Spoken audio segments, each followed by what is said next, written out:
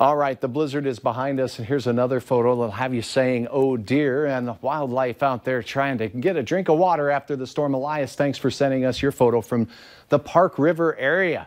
Grand Forks getting hit pretty good, and areas west of the FM area getting hit pretty good, but a loop of this storm shows where did the snow go in Fargo? First and foremost, as you recall, last night at this time it was rain and sleet, and then a big dry slot came in, stopping the moisture for a while from Fargo into central portions of Minnesota where the snow amounts were less. But where you see the deep blues out here, it snowed all night, all day, and the wind, well, it was gusty as well.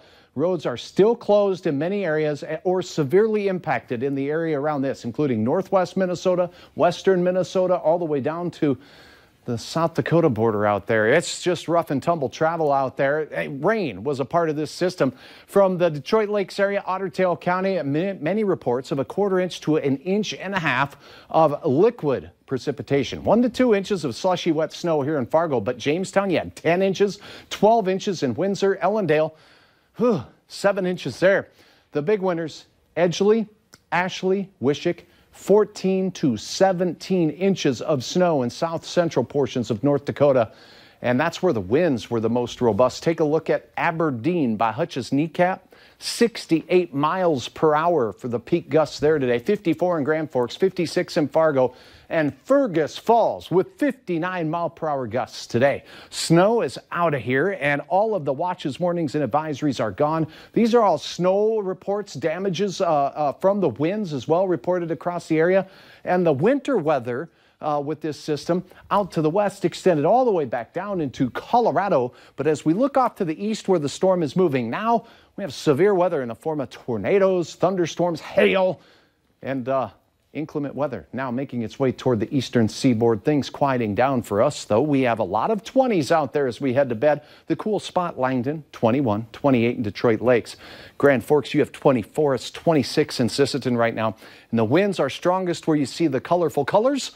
And that would be through western Minnesota, where we have gusts in Fergus Falls of 45 miles per hour. This is the last gasp, and that will continue to exit to the south and east down Interstate 29. Look at these fast-moving clouds. That wind was not messing around today, moving from north to south across the region. A gorgeous setting sun.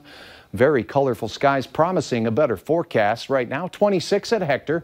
Winds from the north-northwest are gusting to 26 miles per hour. Hour-by-hour forecast shows the strongest of the winds trailing out towards the Twin Cities and St. Cloud by morning. We'll still have 5 to 15 mile per hour winds and a few of us gusts over 20 through the overnight hours. Temperatures near 20 with a mix of clouds to start the day. Those clouds could bring a snowflake or two, renegade style, nothing big. Then as we go toward midday, your lunch break, well, breezy. 10 to 25 mile per hour winds from the north and northwest. Temperatures peaking near 30 south, a lot of 20s up north, but a nice break from the wild weather that we had on this Wednesday into Thursday. Tomorrow evening, quiet and clear. Fargo's hour-by-hour forecast, 21 to start, ramping up to 32 in the afternoon. It will be breezy from the northwest, so 3 or 4 pumps of hairspray to get you through.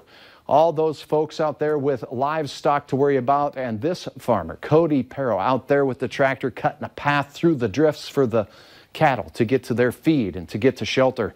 Here's a look at your forecast. Saturday, there is snow in the forecast, but not a lot of it. Sunday for St. Patrick's Day, yeah, looking pretty good, 35 degrees.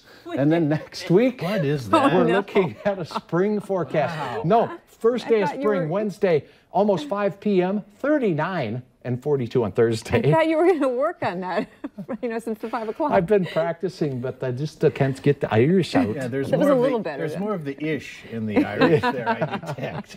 Oofta. Hi.